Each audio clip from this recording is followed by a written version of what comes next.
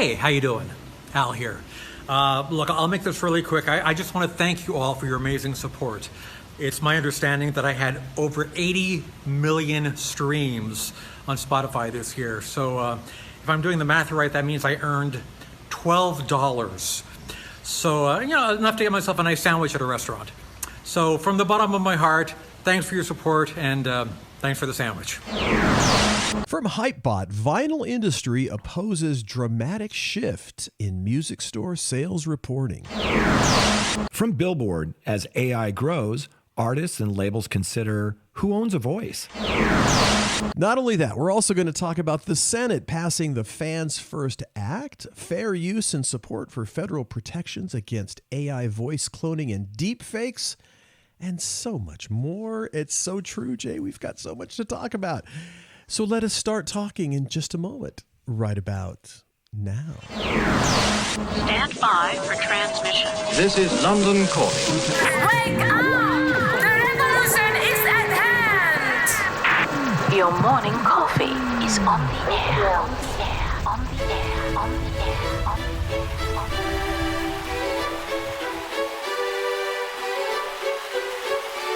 Standing by.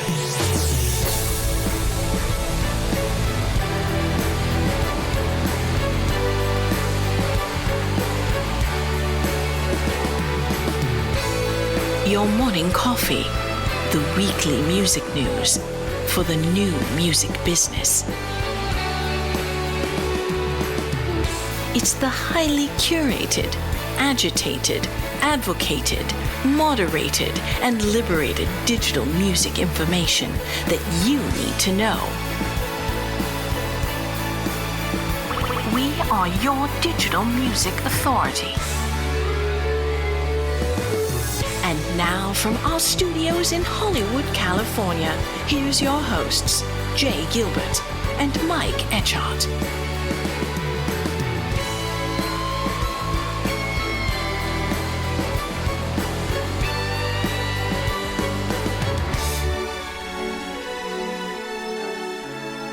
Good to see you, Jay, on a Saturday in which the Dodgers signed Shohei Ohtani, which is not something you're interested in, but something that I'm very interested in. So it's a good The way you described it to me, it sounds super interesting. That it sounds sort of historical. It is. It is. So, it is that. And if it brings you joy, my friend, it brings me joy. You. How is that cool little video and audio that Weird Al put out? Oh, so funny. Oh my God, that cracked me up. So funny. I love the sarcasm. And he's had quite the career, man. You know what? I think you and I talked about this last week. I remember before I think he was even signed, he had a single that was played on radio, at least in San Diego where I was going to school, and it was Another One Rides the Bus, and with just an accordion, it was hysterical. And Queens, Another One Bites the Dust. Yes, exactly, right. Sorry, and but to have that, when you have these sort of parody things, you would think that has kind of not really a long shelf life, and yet he has been doing it for he's defied the odds. Years. He's been at a high level for decades, and he's still absolutely hilarious. You and I had such a great week. Talk a little bit about our interview, which is going to be a special episode this coming week. With Howie and Bill. Well, it was, we talked a lot before we hit record because we have so much in common with those guys, and it was so fun, and we're such fans of the book, and it was just a blast. Oh, we should probably mention what the book is. Should. It's Key Changes, the 10 times technology transformed the music industry, and it's by Howie Singer and Bill Rosenblatt. And, we had an audio drop a week or two ago with them, but we knew there was so much more that we could talk about. Yes, and maybe we should do another one in the future, because after we hung up, I was driving back to work and thinking, oh my God, I wish we would have talked about this and this and this. And what a great book it is too. If we've talked about our Desert Island books that you really must have on your shelf. And this is absolutely one that must go on that shelf or in your lap as you're reading it. It's such a great book. And I learned so much. And as we mentioned when we were chatting with them, and this is not unique to the music industry, but so few companies give a new employee a deep dive, kind of understanding the business and understanding understanding what came, and that informs decisions that are made in the future. And what's the classic line? Those who refuse to recognize history are doomed to repeat it. And there's so much to be learned in that book, and it's wonderful. Anybody who works in the business should read that book. Read the book, and next week we're going to drop a special bonus episode, our conversation with Howie and Bill. You don't want to miss this one. It was really good. Yeah, a lot of fun. Another special episode that we have coming up, we're going to record next week, it won't be coming out next week, is our friend Bobby Owsinski. And you've heard us talk about Bobby's work for a long time. No, and absolutely. He's written a couple dozen books on producing and engineering and all sorts of things. But he's written this book called The Musician's AI Handbook. Indeed. And this groundbreaking book will show you the easy to understand basics of AI copyright concerns and gray areas, how to use AI for new song ideas, how to use AI for new lyric ideas, how to use AI plugins for EQ, compression, limiting, and reverb.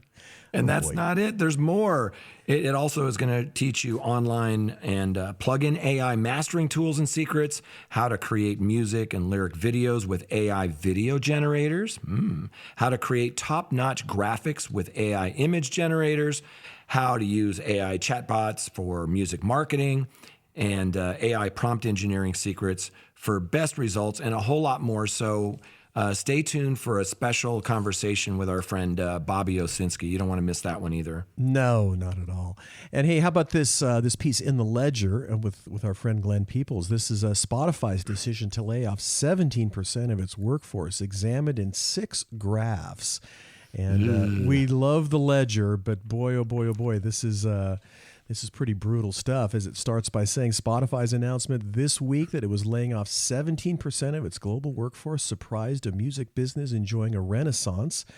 After all, Spotify ignited the subscription streaming boom that saved the industry, and while the companies that depend on the online advertising business go through booms and busts, think of Meta cutting 21,000 jobs since 2022, music business jobs have been relatively safe. Yeah, Spotify's decision to eliminate about 1,500 full-time staffers, it shouldn't come as a surprise, though. You know, as CEO Daniel Ek put it in a letter announcing the layoffs, and it's all in your morning coffee this week, he said, "Today, we still have too many people dedicated to supporting work and even doing work around the work rather than contributing to opportunities with real impact."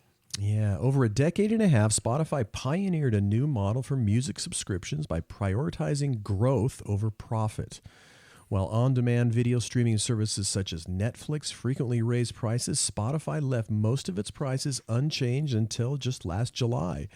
Digital music platforms have a notoriously tricky path to profitability, but Spotify's share price soared thanks to a pandemic-era boost to streaming companies, as well as high expectations for its nascent podcasting business.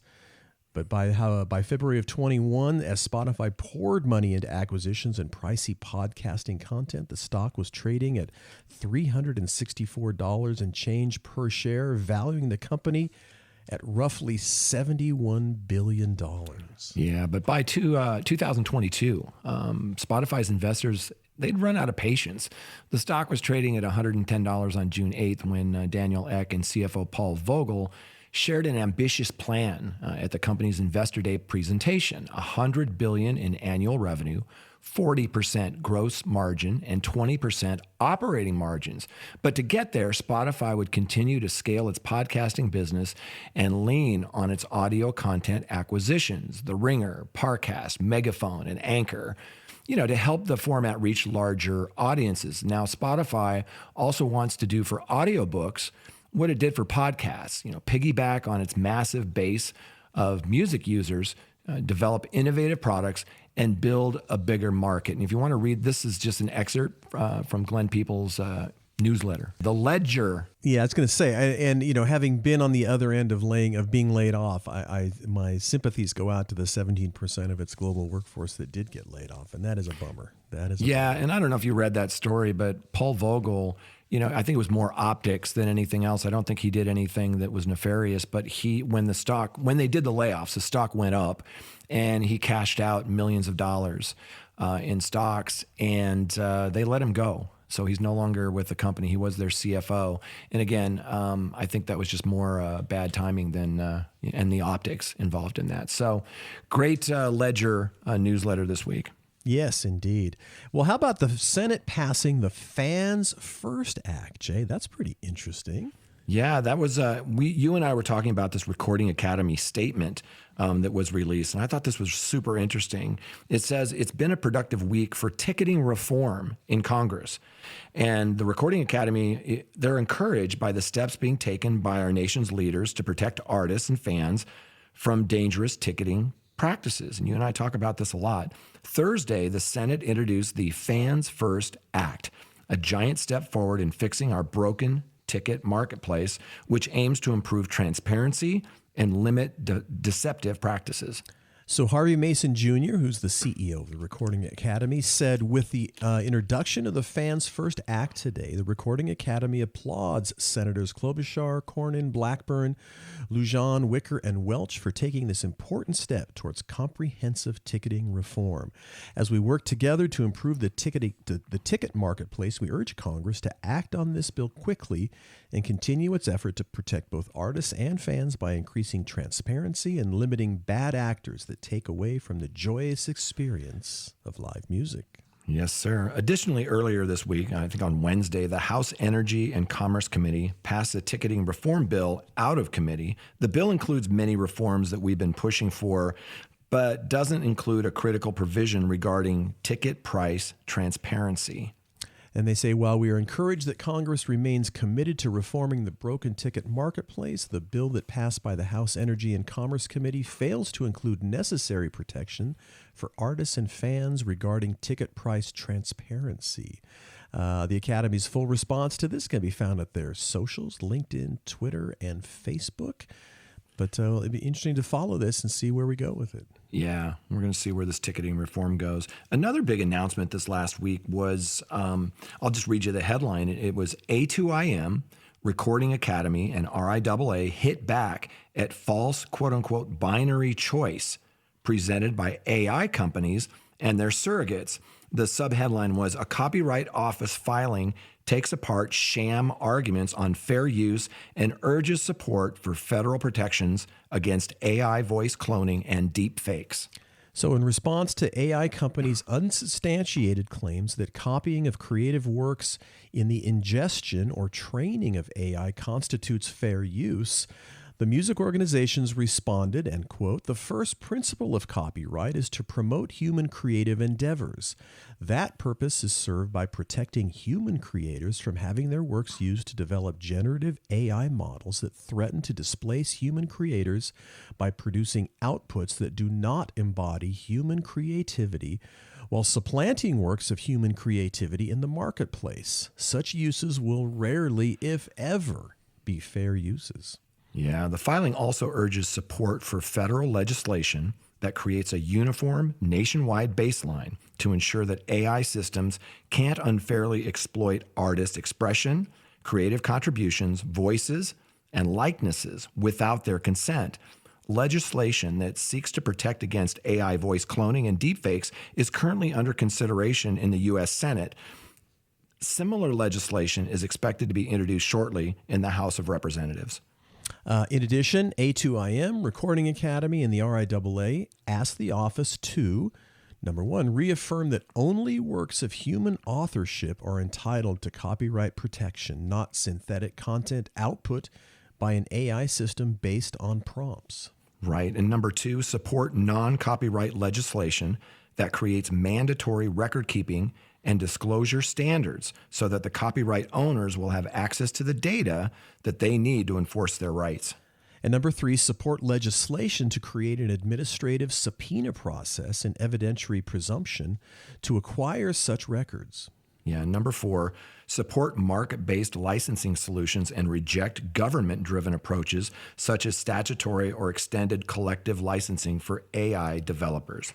And number five, oppose any proposed text and data mining exceptions for AI And boy, more to come on this hot topic. It's coming fast and furious, isn't it? Yes, it sure is. You and I have been talking so much over the last few months about super serving the super fan, and there have been a lot of articles about it. And this last week, I had a really interesting conversation that you and I were talking about earlier with Jacquelle Amankona Horton, and she is the founder and CEO of Fave. It's a new social platform and marketplace dedicated to just that, empowering superfans. So the platform has attracted a number of fandoms, including Taylor Swift Swifties, Bruno Mars hooligans, and the BTS Army, fans of K-pop outfit BTS, whose label Hybe is an early backer of Fave. Horton has been listed among Forbes 30 under 30 and was recently named the most pioneering online media businesswoman of 2023 by Acquisition International. Fast Company named Fave one of the world's most innovative companies of 2022. Yeah, last month, Fave launched this thing called FanFinder. It's a new AI-supported tool for artists and their teams, and it enables them to sort of identify and reach out to their biggest superfans. And, Jacquelle she's a force of nature. I don't know anyone that understands superfans better than she does. So let's listen into our recent conversation. Jacquelle, good to see you. Good to see you too, Jay. Before we get into Fave and how you're using AI with FanFinder, tell our listeners about you and specifically your years at Google/YouTube. Sure. Yeah, happy to. And thank you so much for having me on. I spent almost 8 years, about 7.5 years at Google. In total, most of that time was at YouTube. And there I was driving the creator experiences, the fan engagement experiences, and a lot of the analytics experiences where we would build, these incredible tools for creators, but I would always see that there was such a gap in the experiences for the audience, right? So many things were commoditized. There was a lot of things that seemed so simple that the viewer should do, but really what was on the other side weren't just viewers, but were fans, and better yet, super fans of these folks. So that experience, I would say, of building and iterating and learning all of these different problems just opened me to realize that a lot of untapped problems that I was hearing were not getting solved, and it very much compelled me to go. So outside of the YouTube experience, the other half of it was at the Google Assistant. And this was kind of housed under both the Google search entity and the assistant. And here I was driving a lot of the technology that was behind the Google search, the homepage on the phone for Google, and the Google Assistant homepage. And so this was both trying to bring up the best piece of information based on what you asked it, right? A lot of what we experience now with ChatGPT, but of course through voice or text there. But also to predict. And this is where I particularly focused on, is the predictions, the automations that were there. And so I'd say both of this experience here, and of course doing a lot of that in the analytics suite at YouTube, all poured into what I'm now building. Wow. And I'm so glad that you brought up super fans, because the music industry is waking up to super serving the super fan, but you've been focusing on this for years. Tell us about Fave and your recent launch of FanFinder. Sure. So passionately building this platform called Fave, which is dedicated to superfans. What we allow for it to do is to gather this community of incredible energy and might and allow fans to showcase all of the activity that they're doing. And so this is everything from the typical streaming, listening, viewing, social, et cetera, but also very I wouldn't even call it non-typical. It's extremely typical, but they go uncaptured, right? But I would say the not less talked about kinds of things outside of the fandom world. These are things like, do you have a tattoo of your favorite artist that you may think is just a butterfly, but is actually a lyric that means something to you? Or do you have this outstanding merch collection that just collects dust? Or do you, create custom Nike shoes for either your friends around you, or have a huge business around these custom Nike shoes that are representing your favorite artist? And so we capture all of these nuanced activities that I would say often are a stronger sign of your fandom. And we combine all of that and do a few things with them. One, we provide these experiences to engage these fans more deeply and to recognize them, right? We see all of this amazing activity that you're doing. How do we allow you to earn points, to earn badges, to celebrate these moments, to do them together with other fans you can meet on the platform, right? So that's one thing, we reward it. The other thing is we connect you with people who are like-minded. We see, millions of followers on an account, or, all the Swifties or all the Harrys or all the, this, and it's these huge groups, and people want to find their people even within these subgroups, right? It's, who are the vets who have been around since this era, or, who are the people who are also doing fan art who live near me. And so we connect people based on the nuanced activity that they have to draw even deeper connections. And there we've seen incredible results, I would say, just going a level deeper based on these activities. And then we do other things like we allow it to have a trusted marketplace and be the kind of basis of reputation in that marketplace, right? Where you can have safe transactions to buy and sell things from other fans. This was another kind of seeing all of the problems that existed, all the scattered, all the scamming, all the just mistrust that's out there, and pulled it into one place where people can tap on the profile of someone and see their resume as a fan and just go, oh, okay, so you did go to that concert too. Oh, you are a real fan. You have been a fan since 2013. I will buy this resale merch from you, right? You're not trying to rip me off, things like this. And then we also now, to your point around FanFinder, have realized that we can use this powerful data and insights in order to answer some of the biggest questions that the industry has been asking. And yes, we have been, on this kick for years, right? Banging down doors, telling them you need to pay attention to the top 20% of your customers. You wouldn't think you would need to say that, but we have been sharing that. And I'm so glad to see, I will say, that people are now realizing that, opening up and exploring many more ways to do so. So with FanFinder, we allow people to see these activities that fans have done, both in aggregate across your fandom, so that you have a much more nuanced picture and descriptive picture of what your fans are actually doing. But we also allow you to see this on a per fan level, so that you can identify the fans that you think you would need for either a certain campaign, or if you want to target them with specific opportunities that are ripe for them, right?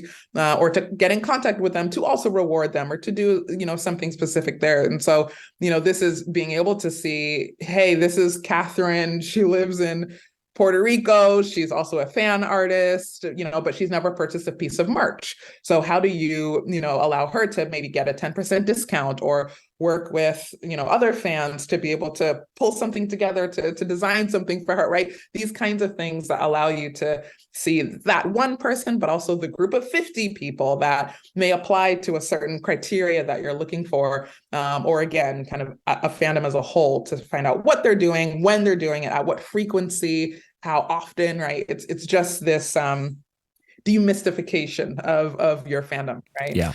So we're thrilled at this so far. I think a lot of people have shared things like, where have you been for the last 25 years? Or like, this is the top question that we ask in any meeting at the label right now. Like, this is what we need. And I would say it's really these quite simple questions of like, who is listening to this artist? Who has listened to this song, right? And these things are still a debate, right? And so we're excited to be able to bring a lot of insight and clarity to this, and do much more, right? This is just the start. Yeah, thank you for breaking that down for us. I'm really looking forward to our next conversation, Jacquelle. Always a pleasure. Thanks for joining us. Of course, thanks. Wow, absolutely interesting. By the way, if anyone is interested in testing FanFinder or working with Fave, you can email Jacquelle. We're going to put that in the show notes, so it'll be there if you want to jump in and check it out. Yes, sir. Yes, sir. All right, let's jump into our stories. The first one is from Hypebot. Vinyl industry opposes dramatic shift in music store sales reporting. And boy, you and I have been talking about this for weeks. It's really heating up. For those that don't know or haven't heard, Luminate is they have these new rules where they're only going to take in actual sales numbers from these indie retailers. In the past, they've used sort of a weighting process to, take a small group of them, maybe 4 or 5%, and extrapolate out what those numbers are. So starting in the first week of 2024, Luminate says that data on vinyl, CDs, and cassettes will reflect only sales at indie stores in the United States and Canada that participate in their new program. Until now, because only a small number of record stores report, sales have been algorithmically adjusted to get a more accurate number of total sales. But that could mean that sales from 95% of independent stores will go unreported. Sure. They say with less than 5% of independent physical retailers currently reporting directly to Luminate, the data collected will be a grossly inaccurate representation on the sales of physical products and therefore the overall size and strength of the industry, according to a joint statement from the VRMA and Vinyl Alliance. They continue to say there will be an immediate break between the market reporting by the RIAA and the IFPI, both important and globally recognized industry organizations. Right. And let's dig into that joint statement, okay? The Vinyl Record Manufacturing Association, that's a VRMA that you just mentioned, and the Vinyl Alliance, they've joined forces to voice their combined concern to Luminate's upcoming changes to reporting methods for independent physical retailers. Right. So this fall, Luminate, the entertainment industry's preeminent data and insights company and Billboard's data partner, announced that starting week 1 of 2024, data on physical sales, we're talking vinyl, CDs, and cassettes, will reflect a direct representation of those reported from indie retailers in the United States and Canada, which have agreed to participate in their new program. Historically and currently, these sales are algorithmically determined due to the very small number of record stores contributing to the weekly sales activity, acting as the representative base for the entirety of the indie retail market segment. This change is a dramatic departure from the current practice and one that will unfairly minimize numbers, creating a seismic change and providing true insight into the importance and scope of both physical media and independent retailers and their impact on the makeup of the music business landscape. The joint statement from the VRMA and Vinyl Alliance is as follows. They started out by saying, we at the VRMA and the Vinyl Alliance are committed to both accurate data and reporting. With less than 5% of independent physical retailers currently reporting directly to Luminate, the data collected will be grossly inaccurate representation on the sales of physical products and therefore the overall size and strength of the industry. There will be an immediate break between the market reporting by the RIAA and the IFPI, both important and globally recognized industry organizations. Reviewing current data, the overall U.S. physical market report could be reduced by as much as 40% in units and 35% in value in retail dollars. They continue to say this break from the historic measurement process will have many consequences, most notably the decimation of market share currently held by independent retail. This reduction will have an immediate effect, and the downward perception of the value of the market will reverberate around the globe. We agree that accuracy is the goal, and with the proper amount of time dedicated to onboarding an expansive list of new independent retail reporters, we will arrive at the desired destination, an accurate measure of the market confirming the most popular artists in any given chart week. Yeah, the sale of vinyl records has seen continual growth year over year for the past 16 years. Last year in 2022 was the first time in over 30 years that vinyl records surpassed the sales of CDs. In the U.S., vinyl sales year to date for 2023 in the U.S., as reported by Luminate, are up 18.4% from the previous period. There are currently 52 pressing plants in the United States that are conservatively producing about 193 million discs per year. Globally, the annual number is 360 million and change, with close to 200 plants targeted to be online by the first quarter of 2024. Wow. The continued growth in vinyl sales was the impetus for starting the association, says VRMA President and Chief Creative Officer of Hand Drawn Pressings, Dustin Blocker. This new reporting would be a widely imprecise reflection of the popularity of physical products and the strength of the industry as a whole, with the potential to have a large ripple effect on not just pressing plants, but the entire vinyl value chain. We have over 50 members from across the industry, which include half the pressing plants in the United States, but also audio companies, plating, mastering, print, packing, technology, record labels, and of course, record stores, all of whom would be affected. Right. And Michael Kurtz, who's a co-founder of Record Store Day and Vinyl Alliance member, he said that the most devastating thing that any corporation could do to an artist, a record label, a vinyl manufacturer, or a record store is to take away the sale of an album. All of the resolve of the artist, all of the passion of the artist, all of the efforts to bring the artist creation to their fans by their record label, vinyl manufacturer, and distributor, all of the hard work by the record store to support the artist, all of it are all zeroed out by Luminate and Billboard with this change. It will not increase the accuracy in reflecting sales, but only create more doubt of the legitimacy of Billboard's charts. So according to people close to the matter, over this year, Luminate has reached out to the retailers multiple times to let them know that this change would be coming. Luminate is offering help in getting indie retailers on board because they want the most accurate data as possible. They also created a new data partners page on their website that has step-by-step instructions and a video tutorial. Yeah, and like we said, less than 5% of indie retailers are reporting physical sales today. Luminate has countered that the reporting from these stores, an estimated 72 stores out of 1,400, that represents the vast majority of all U.S. and Canadian indie music store sales.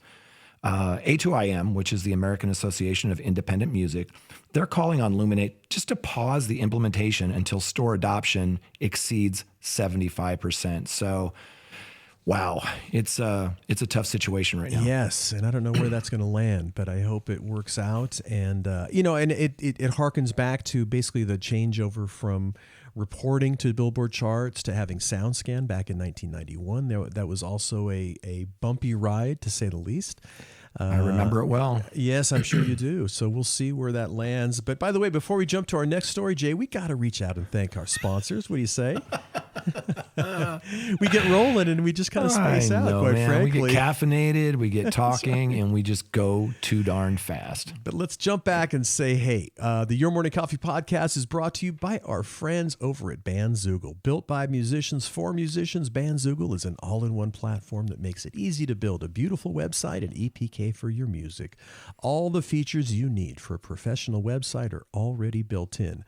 Hosting and a custom domain name, dozens of fully customizable design templates, tools to sell your music and merch commission-free crowdfunding and fan subscription features, mailing list tools to grow your fan list and send newsletters, social media integrations, and live support from their musician-friendly team 7 days a week. Your Morning Coffee podcast listeners can jump over to bandzoogle.com and try it free for 30 days. Just use the promo code MORNINGCOFFEE, all one word, to get 15% off the first year of any subscription. That's bandzoogle.com, promo code Morning Coffee. Yeah, and let's say a big thank you to our friends over at Hypebot. Since 2004, Hypebot, hey, you know what? We were talking about their 20th anniversary is coming up. We got to do something special for them. Yeah. Since 2004, Hypebot has chronicled the new music industry and the trends and technologies that are really changing how music is discovered, consumed, marketed, and monetized. Edited daily by founder Bruce Houghton with help from Alana Bonilla, Hypebot and sister blog Music Think Tank are published by live music discovery and marketing platform Bands in Town. You betcha. Bands in Town. Over 80 million live music fans trust Bands in Town to get personalized concert alerts, recommendations, and messages from their favorite artists. It's the #1 artist service platform connecting over 590,000 artists with their super fans. Managers, labels, agencies, and artists access their own dashboard to manage and promote their tour dates, across all platforms. Yeah, and finally, the Music Business Association. They host an annual slate of in-person and virtual events. So industry professionals across the globe, they can all come together and discuss hot-button issues and support the growth of the entire music business community. So join us in Nashville for the Music Biz 2024 conference, May 13th through the 16th at the JW Marriott. We'll see you there. Indeed. Big thanks to Bandzoogle, Hypebot, Bands in Town, and the Music Business Association. And of course, big thanks to my good friend Jay Gilbert. Every week, Jay and I get to hash and kibitz and have a lot of fun talking about all this stuff. He's a music industry consultant. He's the curator of the weekly Your Morning Coffee newsletter and a former executive with Universal Music, Sony Music, Warner Music Groups, and a damn sharp dresser. Oh, thank you so much. And my good friend over here is Mike Etchart, longtime host of Sound and Vision Radio, formerly of SST Records, Warner Music, Capital EMI, and Universal Music Group. Indeed. Well, what do you say we jump into our second story, Jay? It's from Billboard. As AI grows, artists and labels consider who owns a voice. Wow. It says some record deals may cover voice rights, in quotation marks, that could be used for artificial intelligence. Artists are now negotiating for clarity and exceptions. This is super interesting. And again, this is just another great piece by Elias Late. It is indeed. You may recall back in April, Grimes encouraged artists to make music using her voice. As replicated by artificial intelligence-powered technology. Even as she embraced a high-tech future, however, she noted there were some old-fashioned legal limitations. She said, "I don't own the rights to the vocals from my old albums. If you make remixes, they may get taken down." That's surprising. Artificial intelligence has dominated the hype cycle of 2023. Amen. But most signed artists who are enthusiastic about testing out this technology will have to move very cautiously, wary of the fact that pre-existing contracts may assert some level of control over how they can use their voice. Makes sense, right? Quote, in general, in a major label deal, they're the exclusive label for name, likeness, and voice under the terms, says one veteran manager who spoke on the condition of anonymity. Labels might be mad if artists went around them and did a deal themselves. They might go, hey, wait a minute, we have the rights to this. On the flip side, labels probably can't or won't move unilaterally either.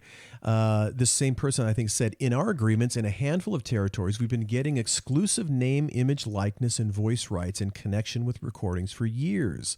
Says this is one major label source. That said, as a practical matter, we wouldn't license an artist's voice for a voice model or for any project without the artist being on board with it. As this person said, it would be bad business for us. Yeah, that's an understatement. Yeah, for the moment, both sides are sort of inching forward, trying to figure out how to, interpret new technologies with arcane laws.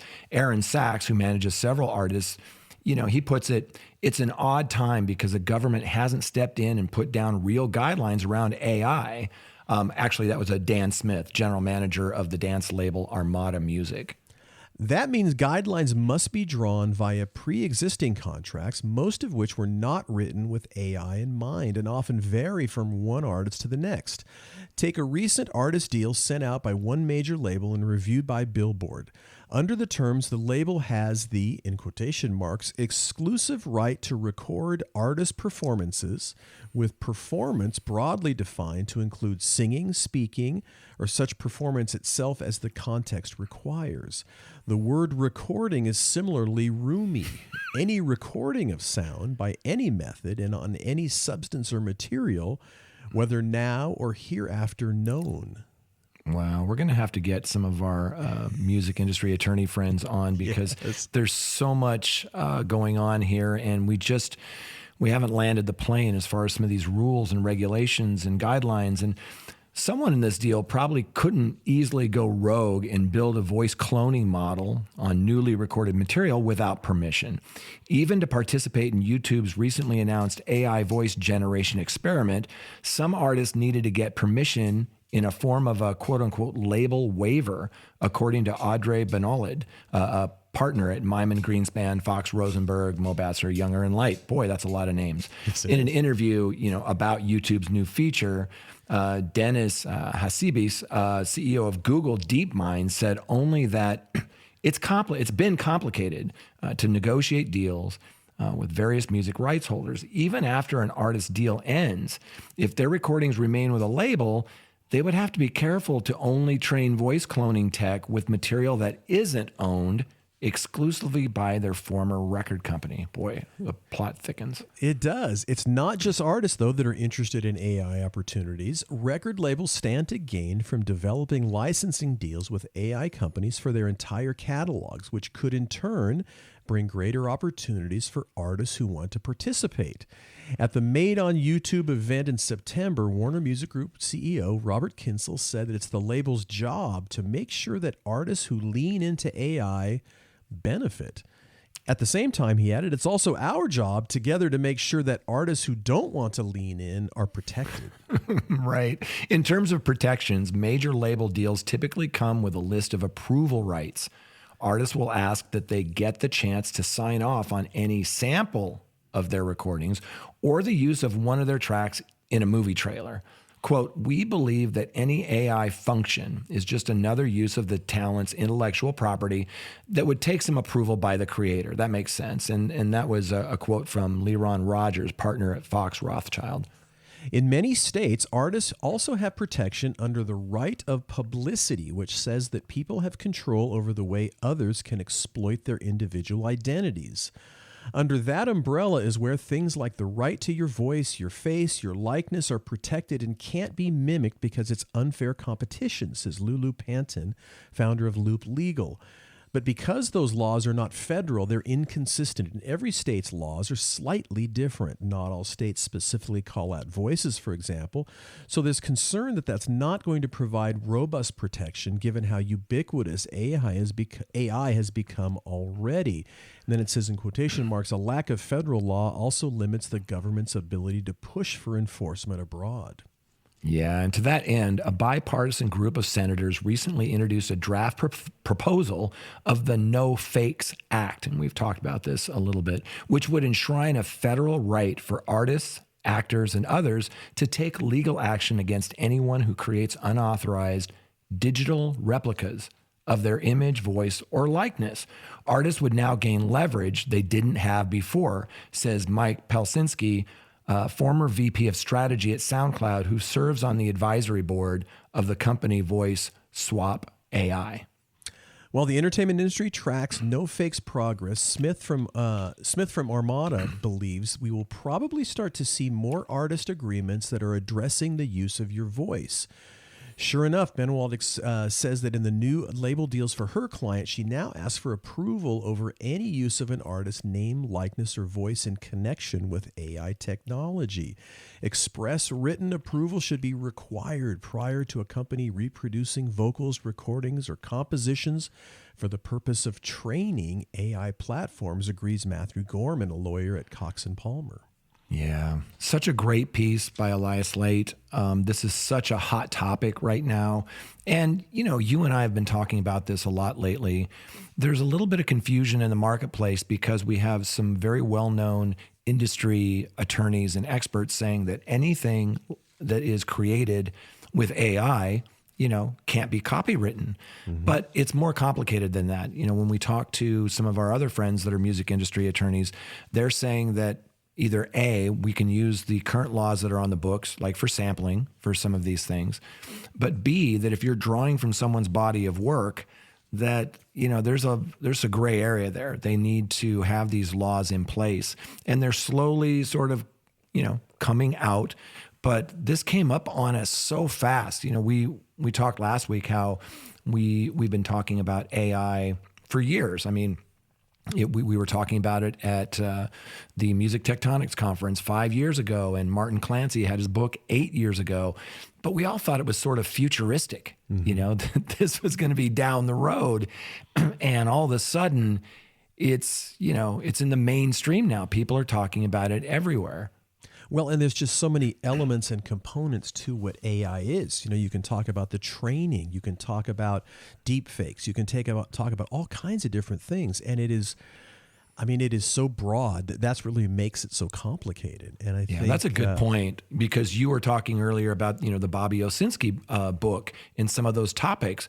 We read off 10 things that AI can do, and that's just scratching the surface. Yes, absolutely. So to say we will be monitoring this is a considerable understatement. It's going to certainly occupy so many things we talk about over the next several years. But on that note, we got to wrap up the episode. So we do want to thank everyone for listening in.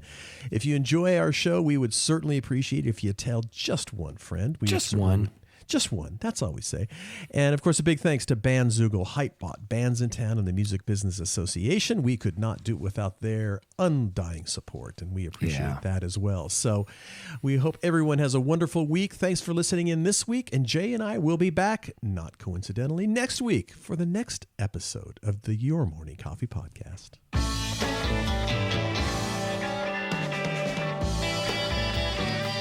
You've been listening to Your Morning Coffee, the weekly music news program for the new music business. Join Jay Gilbert and Mike Etchart next time for the digital music news you need to know.